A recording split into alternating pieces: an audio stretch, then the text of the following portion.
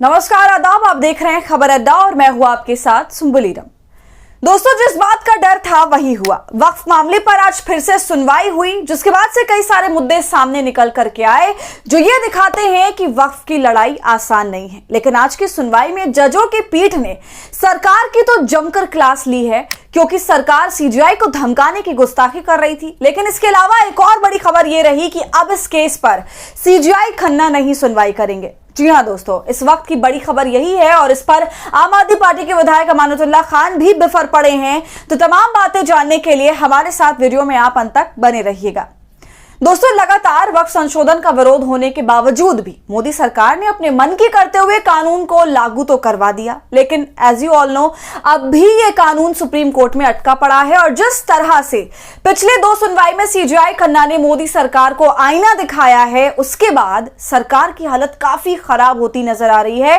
पिछली सुनवाई में सरकार को हलफनामा दायर करना था और कारण बताने थे, लेकिन सरकार ने उन कारणों में बड़ा झोल किया। जी हां दोस्तों, उन कारणों में सच्चाई की खासा कमी है। और दोस्तों, बड़ा मुद्दा यह भी है कि इस पूरे मामले से सीजीआई ने खुद को अलग कर लिया है। अब इस पर दूसरे सीजीआई सुनवाई करेंगे और अब यह मामला अगले हफ्ते के लिए टाल दिया गया है। 15 मई को इस मामले की सुनवाई होगी। लेकिन आज क्या क्या दलीलें दी गई हैं वो आपके लिए जानना जरूरी है। तो पहले उसी की चर्चा करते हैं, फिर आगे आपको पूरा बयान भी सुनाएंगे। सबसे पहले इस मामले की सुनवाई शुरू होती है। सीजीआई खन्ना कहते हैं कि हमने जवाबी हलफनामे पर बहुत गहराई से विचार नहीं किया।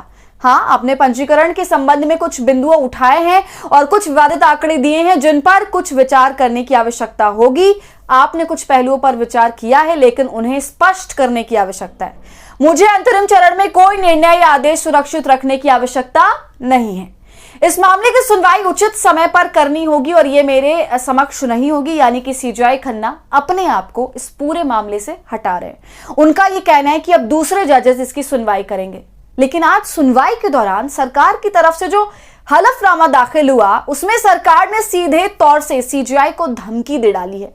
हलफनामे में वक्फ की याचिकाओं को खारिज करने के आदेश दे दिए हैं, जिसे लेकर बवाल थमने का नाम नहीं ले रहा है। जी हाँ, चौंकिए मत बिल्कुल भी, क्योंकि ये सच है। खबर भी हमारे पास मौजूद है। देखिए, इसमें लिखा हुआ है, कानून को चुनौती देने वाली याचिकाएं हो खारिज। वक्फ मामले पर सुप्रीम कोर्ट में केंद्र सरकार का हलफनामा।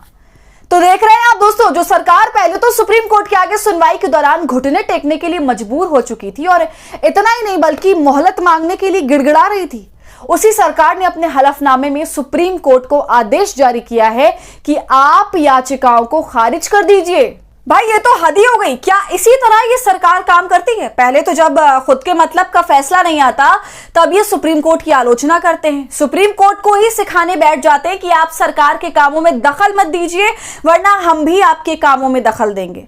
और जब इससे भी बात नहीं बनती, तब ये सीधे तौर से फिर से धमकाने के लिए आ जाते हैं और वो भी कट टू कट आदेश देते हैं कि आप याचिकाओं को ही खारिज कर दीजिए। तो दोस्तों, हमारा सवाल यहां पर यह है कि भारतीय जनता पार्टी ये बोलने बालने वाला ढकोसला भी क्यों ही कर रही है? अपने ही किसी चुने हुए नेता को सुप्रीम कोर्ट में बिठा दो और आदेश देते रहो, वो पूरा करते रहेंगे।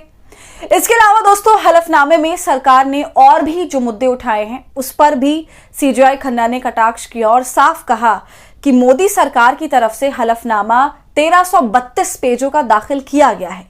इसको अभी मैंने ध्यान से नहीं पढ़ा, लेकिन जैसा मैंने पढ़ा है, इतना तो साफ है कि इसमें कुछ डिस्प्यूटेड फिगर्स दिख रहे हैं, यानी कि गलत आंकड़े पेश किए गए हैं। जी हाँ दोस्तों, और मामला इस हलफनामे पर रुका नहीं है। इसी हलफनामे पर all India Muslim personal law board ने भी एक और हलफनामा सुप्रीम कोर्ट में दाखिल किया और यह साफ कह दिया कि मोदी सरकार की तरफ से भ्रामक तथ्य पेश किए गए हैं। दोस्तों, सरकारी हलफनामे में ये कहा है कि 2013 के बाद से लगातार वक्फ की संपत्तियां बढ़ रही हैं और इतनी बढ़ गई हैं कि ये 116% से ज्यादा बढ़ गई हैं। वहीं दूसरी तरफ मैं आपको बता दूं कि मुस्लिम संगठन का कहना है कि ऐसा कुछ भी नहीं है, मोदी सरकार झूठ बोल रही है। पहली बात, और दूसरा सुप्रीम कोर्ट से झूठ बोल रही है। आपको बता दें, मुस्लिम संगठन ने साफ कर दिया है कि हमारी संपत्ति नहीं बढ़ी है और जिस तरह का हलफनामा दाखिल किया गया है, यह भ्रामक है। तो अब झूठ का खेल भी खेलने पर यह सरकार आमादा हो गई है, वो भी डायरेक्ट सुप्रीम कोर्ट के साथ। दोस्तों, इस पूरे मामले पर आम आदमी पार्टी के विधायक अमानतुल्लाह खान का भी बयान आया है।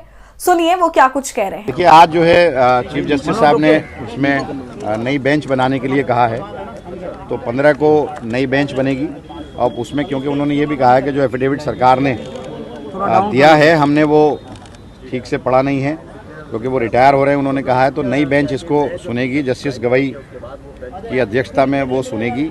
और मोटे मोटे ऑब्जेक्शन जो हमारे भी हैं, जो हमने भी, क्योंकि एफिडेविट जो उन्होंने केंद्र ने फाइल किया, हमने भी उसका जवाब दाखिल किया। जैसे उसमें इन्होंने कहा है कि एनी मेंबर वक्फ बोर्ड जो गठित होता है उसमें एनी मेंबर कहा, पहले वह मुस्लिम था, तो अब एनी में तो कोई भी आ जाएगा।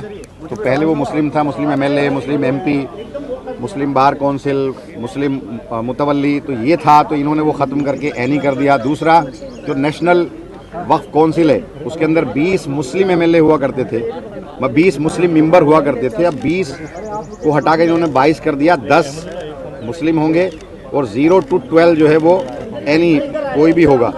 तो ये वहाँ हमारी इन्होंने तादाद कम की। दूसरा, डीएम अगर सरकार किसी भी वक्फ प्रॉपर्टी को खड़े होकर के अगर ये कह दे गवर्नमेंट लैंड है तो वो गवर्नमेंट लैंड मानी जाएगी। दूसरा, जो डीएम को इन्होंने पावर दी है वो ये दी है कि रेवेन्यू रिकॉर्ड का नेचर वो चेंज कर सकता है। तो किसी भी प्रॉपर्टी को रेवेन्यू रिकॉर्ड में अगर वो वक्फ की है तो वो रेवेन्यू रिकॉर्ड में उसके नेचर को चेंज कर सकता है, तो वो हमें ऑब्जेक्शन है। तीसरा एक ये है कि भाई इनका अगर किसी भी प्रॉपर्टी में डिस्प्यूट क्रिएट हो गया तो पहले दिन से उसका जो वक्फ का नेचर है वो ख़त्म हो जाएगा। जबकि ये है कि भाई अगर वो डिसाइड होता है, अगर वहाँ मस्जिद है, नमाज हो रही है, तो पहले दिन से अगर वहाँ डिस्प्यूट क्रिएट हुआ तो ये उस दिन से वहाँ नमाज बंद हो जाएगी, कब्रिस्तान में दफीना बंद हो जाएगा, उसको गवर्नमेंट लैंड ट्रीट किया जाएगा।